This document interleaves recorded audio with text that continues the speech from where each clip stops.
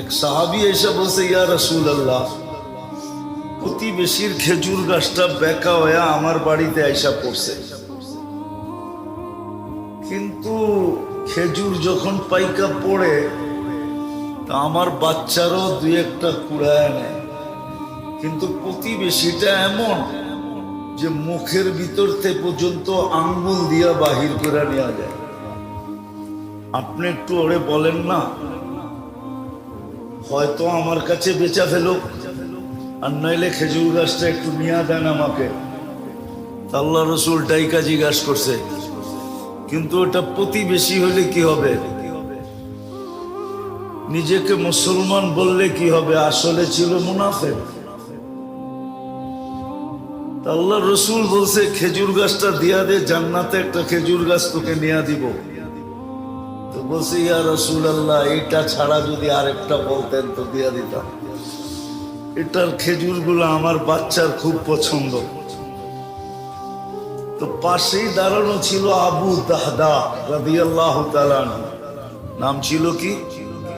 আবু দাহদা, দারদানা দাহদা। উনি দাঁড়ানো ছিল। উনি আল্লাহ রসুলকে জিজ্ঞাসা করছে, ইয়া রাসূলুল্লাহ, আমি যদি নিয়া দেই আমার জন্য? বলছে, অবশ্যই। তো উনি মুনাফিকের রগ জানতেন। জয়া বলছে, শুন, খেজুর গাছ বেচা ফালা। আল্লাহ রসুলকেই দিলাম না, তোকে দিমু কোত্থেকা? ওই সময় খেজুরের পাকা মৌসুম। আমার ওই 600 বাগানের একটা গাছের একটা বাগান আছে, ওটা দিয়া বেচবি, সওদা করবি, ওটা দিয়া দিমু তোকে। আমার এই খেজুর গাছ দিয়া দে। একটা বিনিময়ে কয়টা?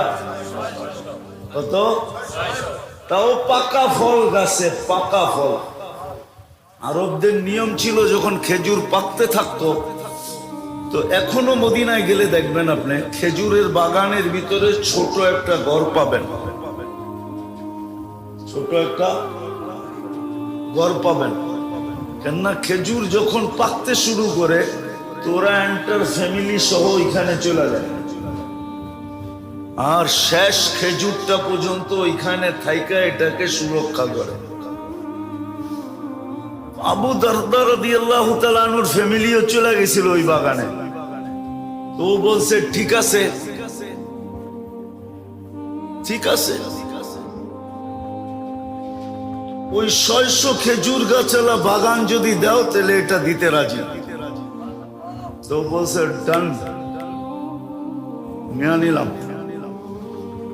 দেখেন বেচা কিনি শেষ, তো দৌড়াইতেছে বাগানের দিকে, যায়া নিজে বাগানে ঢোকে নাই, কেননা বেচা তো হয়ে গেছে।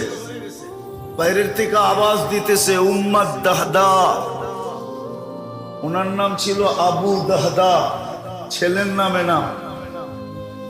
তো বলতেছে, উম্মুদ দাহদা, জোরে জোরে চিল্লাইতেছে। বলছে, কিসে? বাচ্চা কাচ্চা লয়া বাইরে চলায়। মানি খেজুর বাগান বেচা ফেলছি। বলছে, কি খেজুর বাগান বেচা ফেলছো? মানি বলছে, আল্লাহ রসুলের সাথে জান্নাতের বাগানের বিনিময়ে ওয়াদা হয়ে গেছে।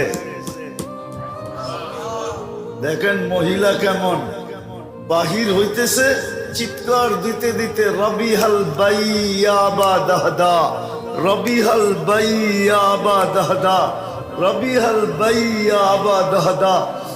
মার চিৎকারের লগে বাচ্চারও চিৎকার দিতেছে, রবিহাল বাইয়া বা দাহদা। বড় দামি ব্যবসা করে আসছো তুমি। জান্নাতের বাগান, দুনিয়ার বাগানের বিনিময়ে বড় লাভজনক ব্যবসা। বাইরে চলে আসছে, বাগান ওকে বুঝাইয়া দিয়া বলছে, ইয়া রাসূলুল্লাহ, খেজুর গাছ কিনা ফেলছি।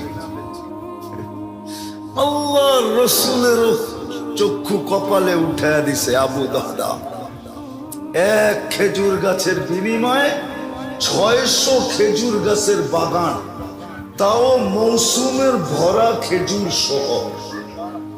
এটা ছিল জান্নাতের শহর।